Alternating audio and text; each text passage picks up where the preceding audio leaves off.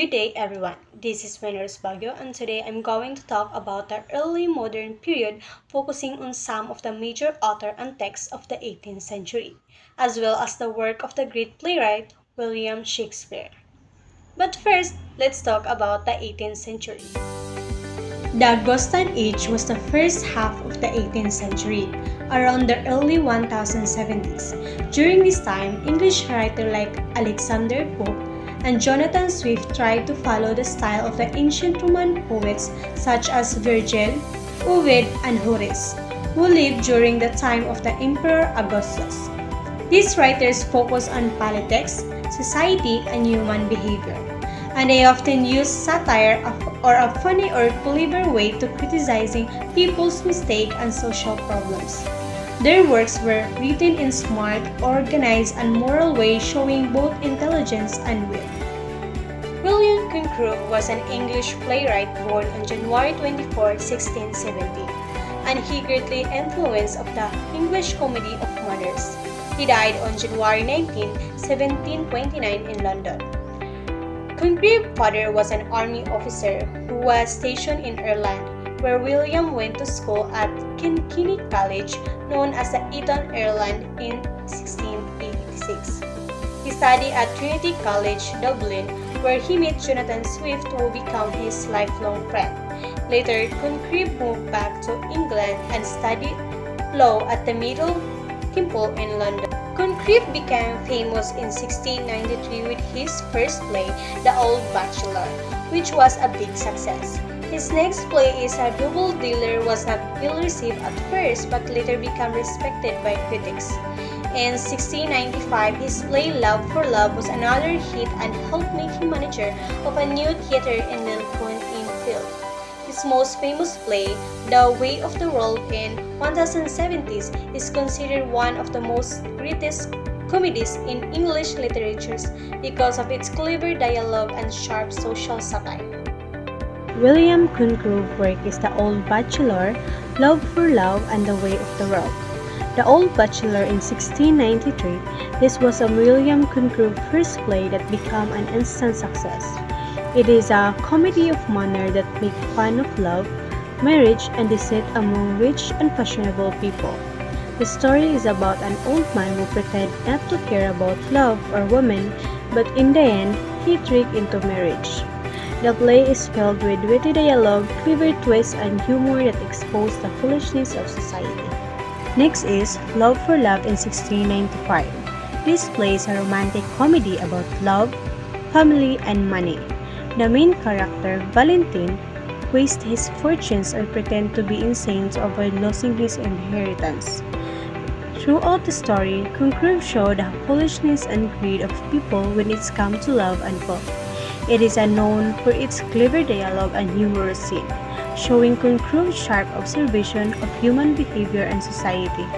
The next is The Way of the World in 1700. This is considered a Conqueror's greatest and most famous play, often seen as the best examples of English comedy of manners.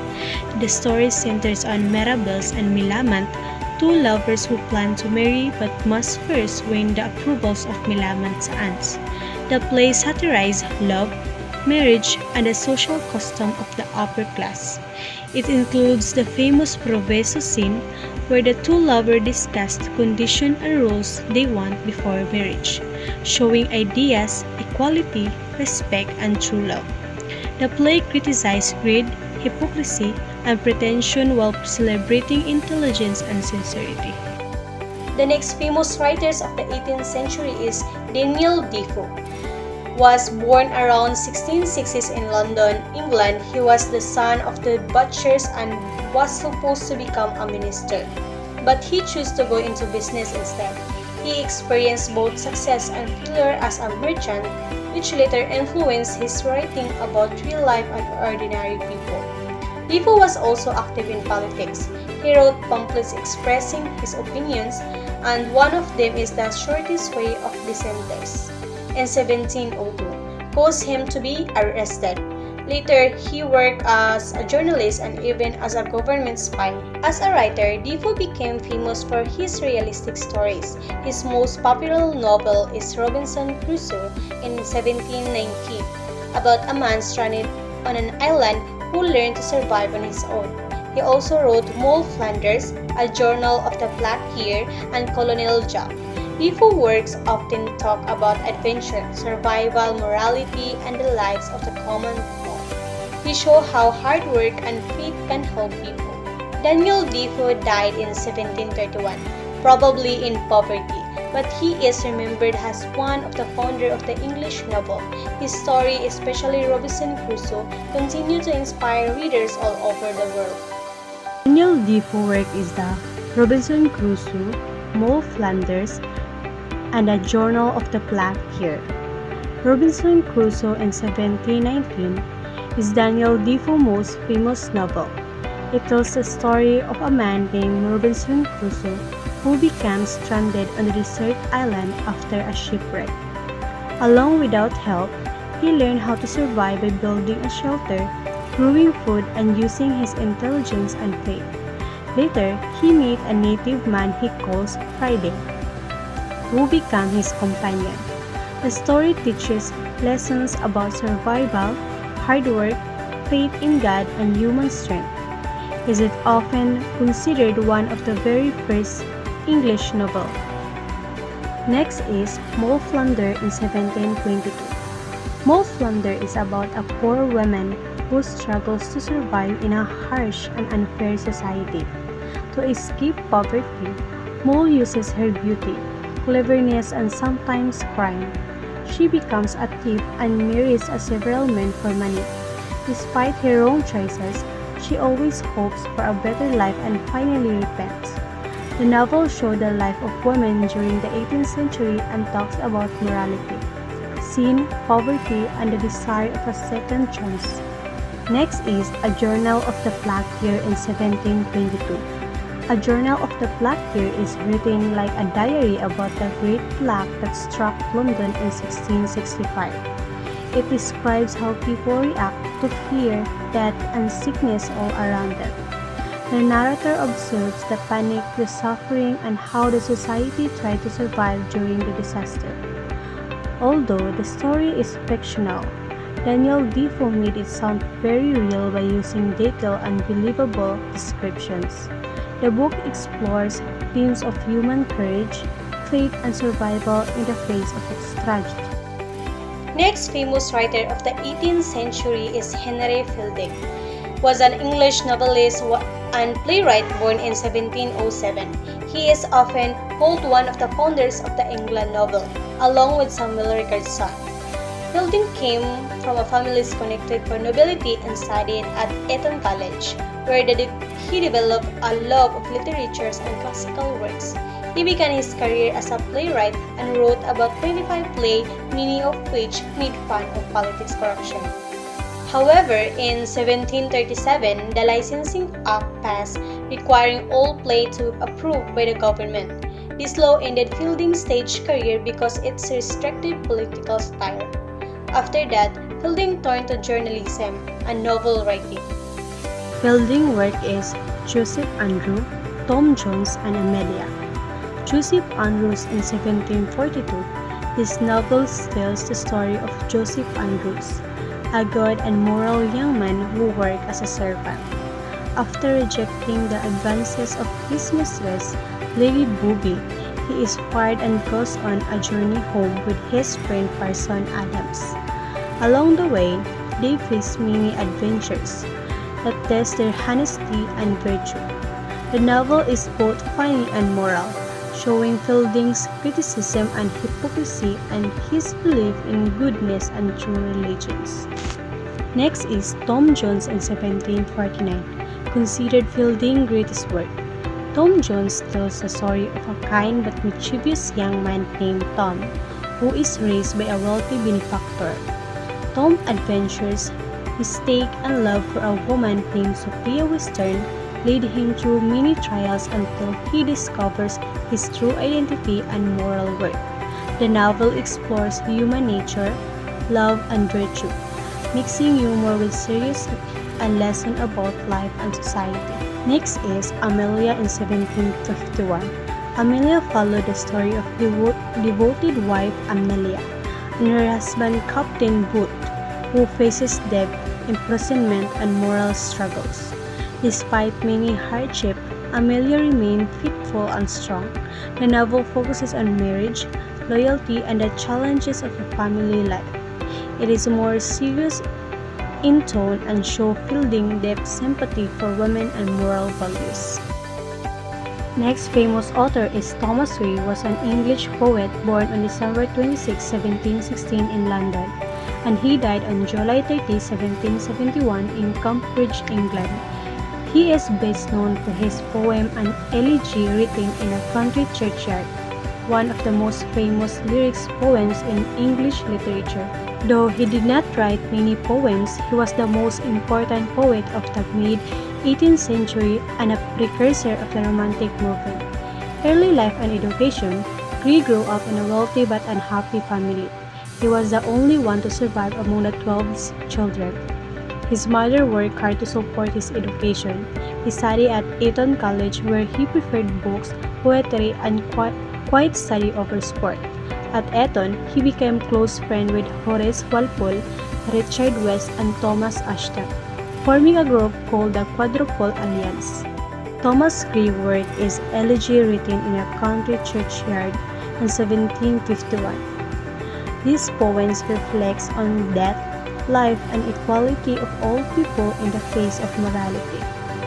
It is set in a quiet country churchyard where the speaker meditates on the grave of common villager. Gray honored the simple, hardworking lives of ordinary peoples and reminds reader that death comes to both the rich and the poor alike. The poem expresses deep feelings of sadness, respect, and reflection of human fate and the passage of time. Alexander Pope was an English poet and satirist born in London on May 21, 1688. And he died on May 30, 1744. He is famous for his poems and essay on criticism, The Rape of the Lock, The Dushad, and an essay on a man. Pope is known as one of the most witty and quotable writers in English literature. Early life and education. Pope was born in a Roman Catholic family, which meant he could not attend formal school due to religious and restriction in England at that time. As a result, he educated himself by reading many classical works in Latin, French, Greek, and Italian. Because of too much study and illness, he developed a corpse of spine and tuberculosis, which made him weak and small in stature, only about 4 feet and 6 inches tall. Despite his health and problems, he was highly intelligent and passionate about writing. In literary career, Pope became part of a group of Tory writers and thinkers and contributed essays and poems to publications like The Spectator. His early poem and essay on criticism in 1711 show his deep understanding of poetry and literature. Next is Alexander Pope's works. An essay of criticism in 1711. This is didactic poem written in heroic couplets where Alexander Pope gives advice to both writers and critics. It discusses the role of good writing, the importance of judgment, and the danger of pride and ignorance. Pope encouraged critics to follow nature and reason rather than blindly imitating others. The work combines wit and wisdom, showing Pope's beliefs in balance, harmony, and human taste in literature. Next is The Rape of the Lock in 1712, a mock epic poem based on real incident where a young lord cuts a lock of hair from a lady without her permission. Pope uses the grand style of epic poetry of humorous describe a small, trivial social event. The poem satirizes the vanity and foolishness of high society while also showing charm's elegance in its writing. It is one of Pope's most unwitty works. Next famous author is Samuel Richardson, was an English novelist born in 1689 and who died in 1761. He is best known for writing epistolary novels, which are stories told through letters. This unique style allows him to show his character's inner thought and emotion in a realistic way.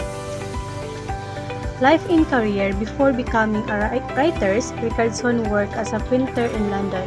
He didn't begin his writing career until he was about 50 years old.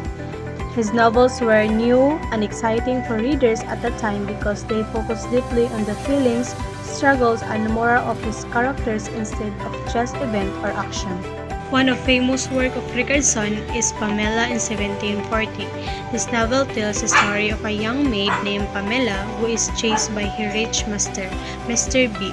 She stays pure and honest, refusing his advances until he finally changes and marries her. The story teaches lessons about virtue, morality, and the rewards of goodness.